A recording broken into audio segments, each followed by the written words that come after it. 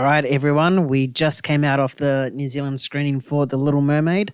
Releases this coming Thursday in New Zealand. James, what were your thoughts on this live action remake? Oh, well, I'd say it's one of the better ones. From all the marketing we got, I think I can speak for you as well. We just weren't excited for this. No, definitely not. Yeah, it wasn't one that really appealed to me, but I watched the original one last night and I was watching it and I'm like, this doesn't feel as beloved as it's made out to be on the internet. And so I'm like, okay, this is a movie that can actually be improved. And, throughout the week I'd been seeing reactions that were, mostly positive. And yeah, I was like, there's room for this story to really grow and improve. And I can understand why, it's about 45 minutes longer than the original. And then, not watching this one now, I really can see that. I did like how, Eric and Ariel's love story, how they developed that. It feels much more contemporary in that sense. It showed how their characters are parallel to one another, and that kind of gives them purpose for, falling in love and whatnot. With the original one, it's kind of got that. I don't know what year the original one is. 90 something. Yeah, but it's got that like olden classic kind of love, like love at first sight things. Yeah. It's just not the way things are really now. At least not how it's portrayed in movies and whatnot. But yeah, no, I thought Hal Bailey's performance as Ariel was very good. Mostly when it comes to the musical performance, astounding voice, amazing in all regards. Right up there with the original voice performance of Ariel.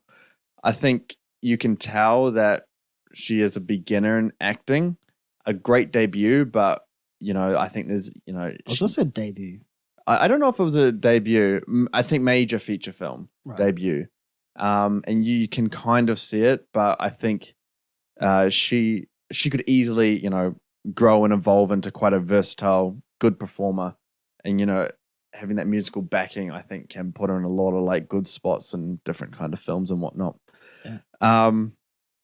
Visually for the movie wasn't as bad as I thought it was going to be. There were some horrendous shots. I'm talking CGI. There were some good stuff. I think any close-up, like true close-up, was actually quite good. Yeah. Sebastian the Crab, I thought he looked pretty good. I don't know what they did to my boy Flounder. I don't really want to know. But yeah, no, I thought so. The CGI, I think it's mixed along the board, but it wasn't as bad as it's made out to be. There was some good stuff in there, I think, in terms of lighting and shot composition. It wasn't all bad. So it's mostly generic kind of stuff, but there was, I think, definitely towards that third act where I was like a little bit more on board with it. As for the pacing of the movie, this is where I struggled. I alluded to just before, like how there is more story to be told within the original story, and they did do that here, and there's some good stuff here. It's still a bit too long. Yeah, I think they could cut out a good 20 minutes, and there is 20 minutes of useless stuff here. Just where it's like one scene talking about humans polluting in the ocean, and that's it, kind of thing. And you know what it's trying to do? It's just trying to allude to the message of pollution in oceans, and I get it's important and whatnot, but if it really has no bearing on the story, just don't include it. Like, yeah, I think it's just simple storytelling, and yeah.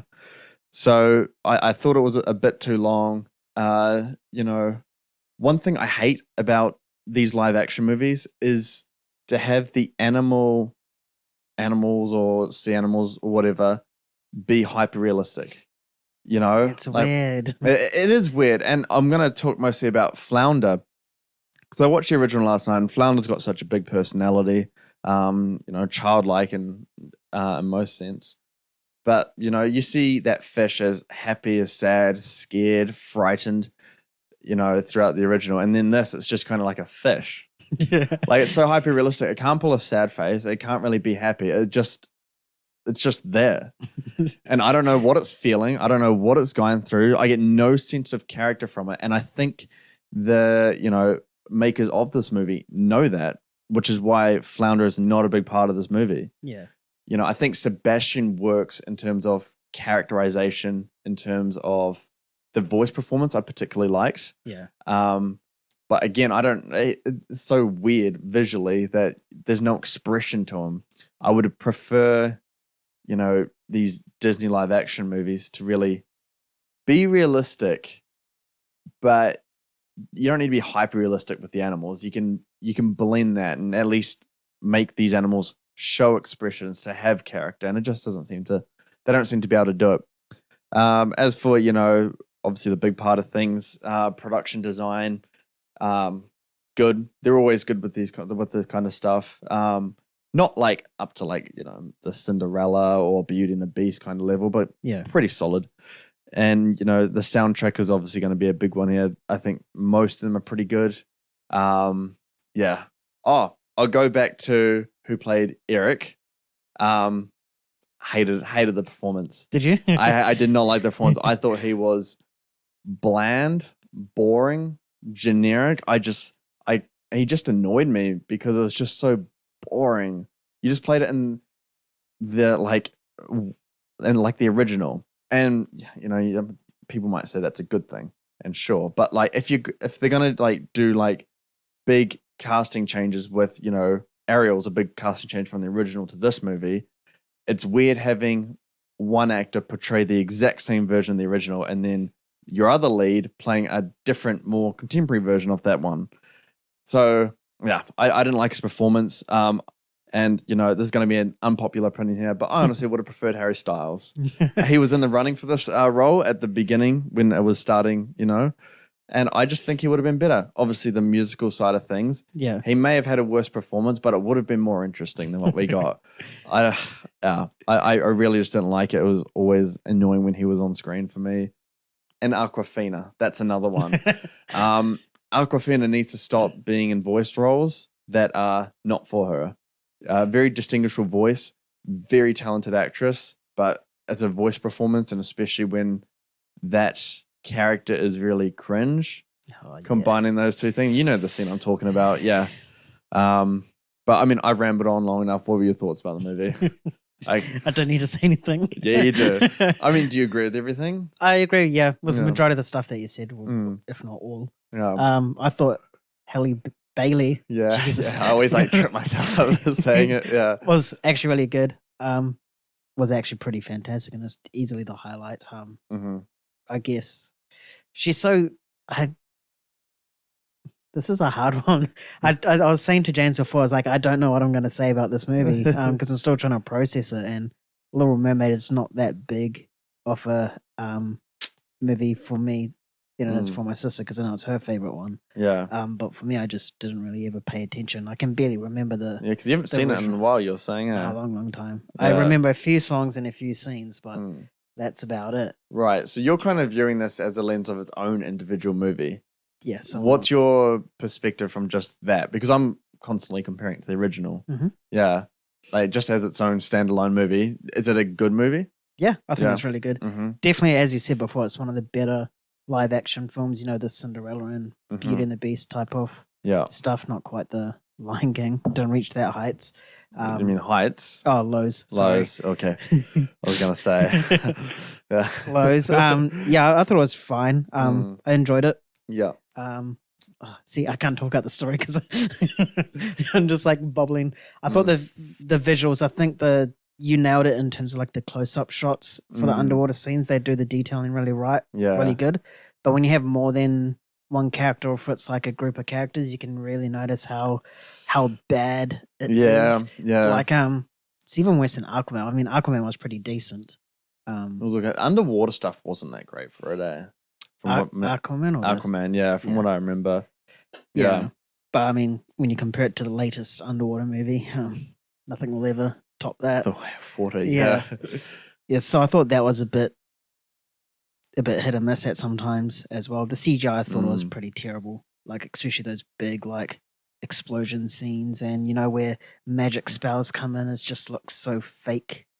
Yeah. You know what I'm talking about? Yeah. Yeah. It's not really like in terms of like visually, it's pretty bland. Yeah, like it's just like a a bolt of like yellow light. It's not really like anything flashy or interesting. Yeah.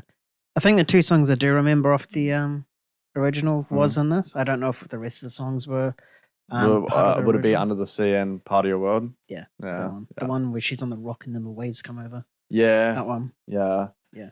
I mean, going back to the original, like they did some scenes that were exactly the same. Like the rock scene. Yeah, the rock scene, and when he wakes up to her, like, singing in his face, and it's fine for an animated movie, but watching it as a live action, it's really like kind of hard to watch. Yeah. Yeah, I was like, whoa, this is really weird. Because it's just not something that you would see or what would happen these days. Yeah. Yeah. I thought, what's her face? Melissa McCarthy was pretty bad in this. I thought she was good. Did you? She's a good Ursula. Because that's kind of what the Ursula character is. They're kind of joking and all that kind of stuff. Yeah. Yeah. I don't know. I didn't find her intimidating enough. And I'm pretty sure Ursula is like one of the most intimidating sort of villainous characters. Or DC. Oh, not DC. Disney villains. Got DC on the mind. Yeah. Oh, she's quite intense when she needs to be. And you mostly see that when she gets big in the third act and stuff like that. But I thought she played the comedic and lighter scenes pretty well. But yeah, I think it's a role that's like good for Melissa McCarthy, I feel. Yeah. And Melissa McCarthy can act because she's been nominated for an Oscar, and when she wants to act, she can. But yeah, I thought she was good in it, but not like great or Halle Bailey's performance, which is probably the standout performance. Javier Bardem, bland. Yeah. I think it was actually quite of a poor choice for King Triton. I think his voice was great for it. Like he has that sort of captivating, sort of kingly voice. Yeah. But I think just himself. Yeah. I mean, if they ever did like a animated remake, sure, cast him. Yeah. But his acting wise, it was just Javier Bardem, really. Yeah. And I would say there's a good 4 minutes of runtime that is dedicated to just him looking, or just him just looking, and not waiting. saying anything, just kind of like looking at something. Yeah. Like they'll just have like really long shots of him just like looking at something, whether it's Ariel or into the ocean or whatever. And it's just like, I don't know what they're trying to do with it or what it means. And yeah, like that bit at the end, he just pops up and you're just waiting for him to say something. It's at least 30 seconds. It's so long. I was like, what's going on here? Yeah. It's just like, okay, how creepy is that? You just row in a boat and you just see this head pop up and just like, okay, what are you going to say? Yeah. Nothing? Cool. He just like looks, yeah. Yeah. It's not really like a meaningful kind of moment. Nah. Yeah. In regards to the sound editing, the way because they clearly weren't singing, it was like dubbed, if you know what I mean. I don't know. Yeah, I mean they usually dubbed, but yeah, it hits a little bit more this time. Yeah, I think that was pretty bad. Like you could clearly see, like there were some times there where it just wouldn't sync up, especially in Eric's big musical piece. Like that was pretty hard to watch because like he's like giving it his all on like the voice, or like actually singing it in like a recorded studio, and then like when it comes to acting it, he's trying to match it, but it's just not working. I didn't notice that. I noticed his very extra movements. Yeah. He's like, and it's like, whoa, this guy's really trying to go all out. Doesn't work, but yeah, I didn't notice it didn't sync up quite right. Yeah, no, it was weird. Even for some of Ariel's musical pieces, it didn't sync up, but it wasn't as noticeable. Yeah, because she wasn't as extravagant. I would say about the sound design, anything underwater, I didn't feel like it didn't feel underwater. It felt like it was filmed on a blue screen soundstage. It did have like some, like when you dive underwater, you hear that brief stuff, yeah. But when they're swimming underwater, it's not. It's not much to really, make it atmospheric or anything. Yeah. The only way that they're underwater is by their hair and kind of just like the little specks around. That's kind of it. Yeah. I wish there was a little bit more for the viewer to really engage with on how it's underwater. Yeah. Yeah. Be interesting. I'm gonna go back to your comment of how Disney makes hyper realistic characters or animal characters. Yes. I'm really interested to see what they do for Lilo and Stitch and what they do for Stitch. Are they? Is that live action? Yeah, it's live action. Is Lilo a princess? Disney princess? Like no. No, she's just a Hawaiian girl. Because I wonder if they would go like all out like these ones. Yeah. Yeah. Who knows? Because it's not really a musical. And it's like a series and a movie, so Yeah, they have a lot of content to work with. they do. But yeah, that would be interesting. Yeah. It's going to be fun. Going to be a good one. I do like Lilo and Stitch. Yeah, Yeah. it's a mean movie. Do you have any other thoughts on The Little Mermaid? No, I thought if I am going to compare it to the original one, I'm not going to say it's better or worse because I wasn't a big fan of it, like the original one. But I think it improves on some things and it worsens in other areas. So yeah. What did you enjoy more? I enjoyed Ariel and Eric's relationship. I think it's developed more and there's more of a reason for them actually coming together. I like Sebastian more in this. I don't like the character design, but I like the humor. I feel like it worked a bit better in this one. And I think I just liked a little bit more fleshed out story. Watch the first one again and you'll see that it just kind of rushes to its conclusion. Right. Yeah. I think just the nostalgia is what makes everyone love that movie. Yeah. And your score? Or my score for this movie? Do I need to go first? No. No. I'm good on my score for this movie. Cool. I would give it.